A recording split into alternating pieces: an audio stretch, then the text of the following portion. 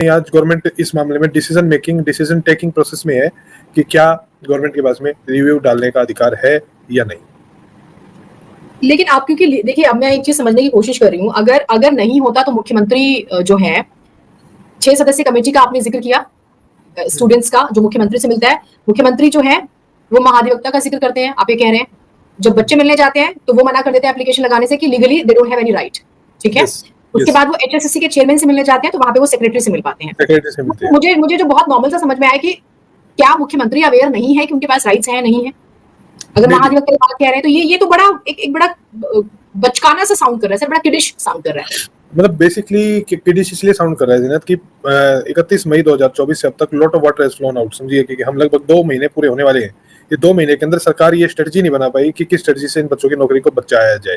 ये बड़ा अनफॉर्चुनेट रहा है जिस भी प्रकार से इनके द्वारा जो भी एक्ट किया गया, जैसे भी किया गया। अब जो एक चीज है बच्चों में बड़ी, देखो हालांकि लीगली कोई जरूरत नहीं है कि सरकार अपनी तरफ से कोई एप्लीकेशन लगाए, क्योंकि बच्चे अपने आप एप्लीकेशन लगा चुके हैं, अपने अधिकार को लेकर के हाईकोर्ट पहुंच चुके हैं। हाईकोर्ट उसमें सुनवाई कर भी रही है, अगली सुनवाई 24 तारीख को है। तो एचएसएससी आए ना आए कोई कानूनन तौर पे कोई फर्क बहुत ज्यादा पड़ने वाला नहीं है, क्योंकि कोर्ट जो भी डाटा मांगेगी वो डाटा एचएसएससी को वैसे भी प्रस्तुत कोर्ट को करना ही पड़ेगा, चाहे सुनवाई एचएसएससी की एप्लीकेशन पे हो चाहे बच्चों की एप्लीकेशन पे हो। ये तो हो गया कानूनी पहलू।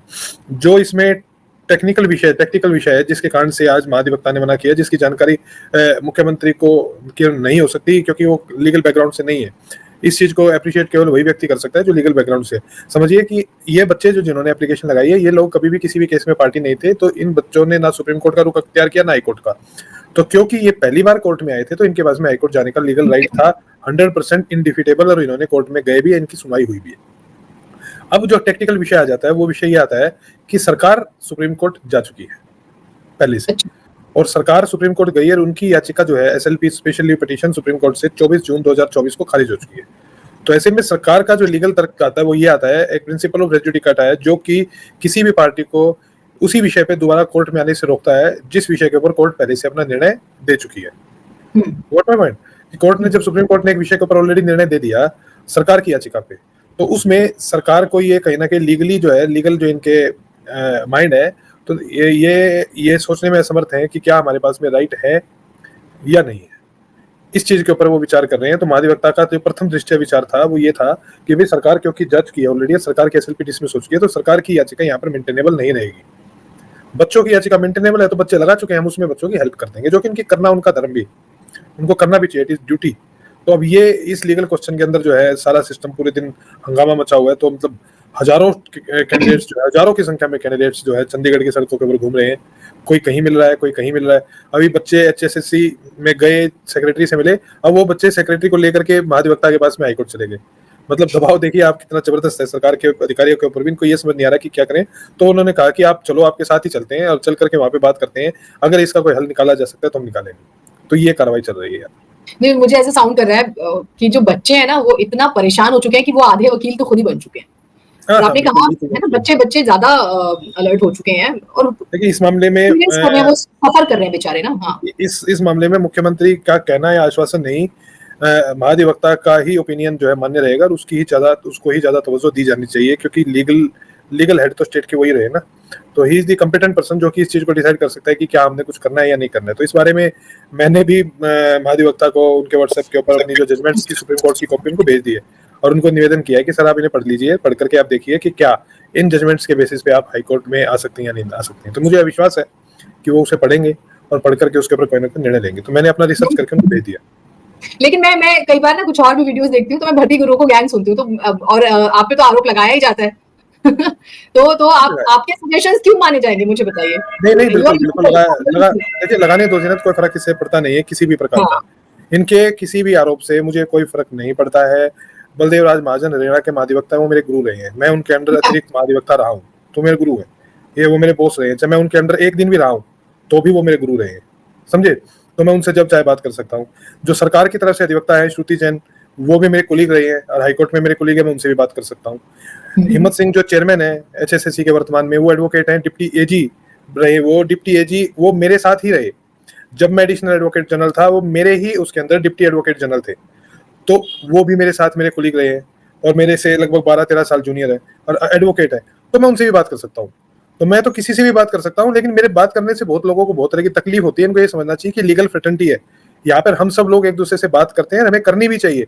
यदि कोई सोल्यूशन बात करके निकलता है तो मेरे हिसाब से बात करना ज्यादा बेहतर है, बजाय इसके कि एक दूसरे से लड़ाई करना। It should be the effort of all lawyers जो कि इस मामले में किसी ना किसी तरीके से जुड़े हुए हैं, कि सब जुड़ करके एक साथ कोई इस प्रकार का निर्णय लें जिस निर्णय से इन बच्चों की नौकरी बच सके। ये ज्यादा महत्वपूर्ण है।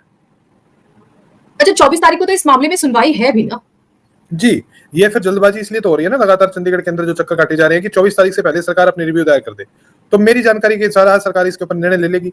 तो जो जजमेंट्स मुझे लगता था कि कहीं ना कहीं सरकार को इस कंक्लूजन पे लेके जा सकती है, वो सभी जजमेंट्स की कॉपी मैंने महाधिवक्ता को प्रेषित कर दी है, और उसको पढ़ लें, और पढ़ करके मुझे विश्वास है शाम तक वो अपना निर्णय ले लेंगे। लेकिन यदि वो निर्णय नेगेटिव में भी आता है कि भाई सरकार अपने एंड पे कोई एप्लीकेशन नहीं लगाएगी, तो भी बच्चों को डरना नहीं चाहिए, क्योंकि बच्चों की एप्लीकेशन कोर्ट में लग चुकी है, उसके ऊपर सुनवाई होना बाकी है, लीगली मेंटेनेबल है वो। There is nothing wrong in that. 20 groups और सीईटी की हम बात करते हैं। फाइनल सवाल ले लेती हूँ कि आपके पास टाइम की थोड़ी सी फाउंडेशन भी है। अलग अलग इसमें भी ना बड़े ग्लिचेस हैं, शायद सर आप बेटर समझा पाए सर।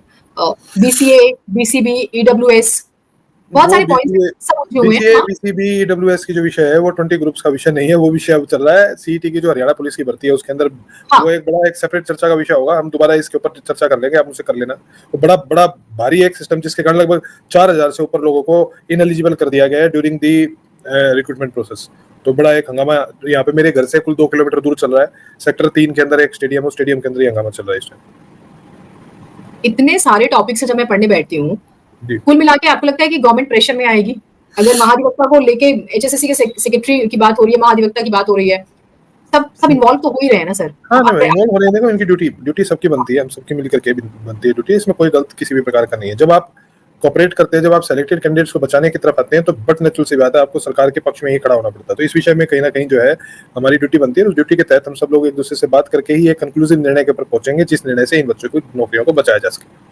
पर आपकी बात से मैंने एक बात समझी कि अगर गवर्नमेंट नहीं भी स्टैंड लेती है तो बच्चे तो जा चुके हैं, तो उनको डरने की जरूरत नहीं। बिल्कुल भी नहीं, कोई जरूरत भी नहीं है सरकार की एप्लीकेशन की। We don't need it, even not required at any stage. मैंने सबको कहा, लेकिन क्या होता है ना कि पैनिक जब क्रिएट होता है तो बच्चों को लगता है कि पहली ड्यूटी तो सरकार की है। हाँ, ये होता है। और शायद मे भी इलेक्शन स्टेट है ना, तो इलेक्शन में जाने वाले हैं, तो अगर आप ऐसे प्रेशराइज करते हैं थोड़ा सा, तो कई बार ऑपोजिशन भी मुद्दा बना लेते हैं। ऑपोजिशन तो मुद्दों के उसमें होता ही, और बैठे बिठाए मुद्दा मिल भी जाता है, तो ये एक बड़ा मुद्दा बन भी सकता है, शायद ये भी एक रीजन होगा। बनना चाहिए जॉब्स मुद्दा बनने चाहिए पॉलिटिकल। जॉब्स मुद्दा है, बिल्कुल मुद्दा है मेरे हिसाब से। जब तक एलिजिबल लोगों को, कंपिटेंट लोगों को नौकरी नहीं मिलेगी, ये मुद्दा बनेगा ही बनेगा। कोई और पॉइंट जो आप ऐड करना चाहें साहब? नहीं, फिलहाल आज के लिए तो कुछ नहीं, बस ये है कि आज मेरे हिसाब से निर्णय हो जाएगा, किसी भी प्रकार का निर्णय हो चाहे से, ठीक है। बच्चे पैनिक में ना आए, आप अपने अपने घर जाकर के अपनी नौकरियों को, अपनी ड्यूटीज को ज्वाइन कर सकते हैं। कोई आपको प्रॉब्लम नहीं होने वाली है। कम से कम सरकार की रिव्यू डालने या ना डालने से आपके स्टेटस पे कोई फर्क नहीं पड़ेगा। वो रेस जुडिकेटा के प्रिंसिपल में फंसे हुए हैं, उस प्रिंसिपल के तहत जो है कहीं ना कहीं सरकार इस समय इस विचार में है, क्योंकि बेसिकली जो सुप्रीम कोर्ट की 2023 का एक निर्णय है, उस निर्णय में सुप्रीम कोर्ट ने प्रश्न अभी ओपन छोड़ा हुआ है कि क्या सरकार के पास में, किसी भी पार्टी जो सुप्रीम कोर्ट गई है उसके पास में दोबारा हाईकोर्ट जाने का अधिकार है या नहीं है। तो मेरे हिसाब से वो निर्णय भी मैंने भेज दिया उनको, तो निर्णय के हिसाब से वो अपना डिसीजन ले लेंगे, और लेकर के जो भी करेंगे मेरे हिसाब से should be in the favour of the candidates only. लेकिन आज का दिन जो है वो सरकार के लिए बड़ा करो या मरो वाला हो गया, जिस तरह का प्रेशर बना दिया गया, बहुत ज्यादा, बहुत जबरदस्त प्रेशर, बहुत जबरदस्त। 200-300 से ज्यादा लोग तो मेरे से मिलके जा चुके हैं। अभी भी इन लाइन है मेरी सोसाइटी में, कम से कम 100 लोग नीचे खड़े हैं अभी मेरे से मिलने के लिए। तो आज देखते हैं सरकार इन 20 ग्रुप्स पर क्या फैसला लेती है। अपडेट्स में आपसे जरूर इस विषय पर कुछ होगा तो हम बात करेंगे ढूंढ साहब, ताकि लोगों को प्रॉपर अवेयरनेस जाए और पैनिक क्रिएट ना हो, हमारा अवेयरनेस फैले, और सरकार भी उम्मीद करते हैं सही फैसला लेगी। हम ये नहीं कहते कि सरकार जो है वो नहीं सही फैसला लेगी अपनी तरफ से, भले ही वो, आपने कहा कि लीगल एक्सपर्ट नहीं है, लेकिन टीम तो होती है ना, मुख्यमंत्री की अपनी एक टीम है, और वो महाधिवक्ता मुख्यमंत्री की टीम का हिस्सा है। वो मुख्यमंत्री को हर कानूनी मामले के ऊपर एडवाइस करते हैं, तो उनको कानूनी सहायता चाहिए होगी, महाधिवक्ता से पूछेंगे। He the highest law officer of state, advocate general, cabinet minister rank होता है उनके पास। तो फिर तो उम्मीद करते हैं कि आज कोई अच्छी खबर आई, आज कोई अच्छी खबर। एब्सोल्युटली। बस एक चीज, अगर सरकार पिटीशन डालती भी है, बच्चे तो पहुंच ही गए हैं, अगर सरकार भी डालती है तो कुछ बेनिफिट होगा बच्चों को? नहीं, कोई इरेलेवेंट है, कंप्लीटली इरेलेवेंट है। लेकिन बच्चे चाहते हैं वो डाले, तो मेरे हिसाब से उनको डाल देनी चाहिए। एटलीस्ट बच्चों को सेटिस्फेक्शन तो होगी, मतलब उनके अंदर पैनिक करने से इस चीज का क्रिएटेड है कि भाई कुछ भी नहीं कर रही है सरकार हमारे लिए, हमको सेलेक्ट किया है, कुछ भी नहीं कर रही है, तो it can be ended. Panic इस समय पे एंड करना बहुत जरूरी है, और ना भी करे तो करती हुई दिखे, और अगर कर रही है तो भी करती हुई दिखे, ये बहुत जरूरी है। बहुत शुक्रिया ढोल साहब।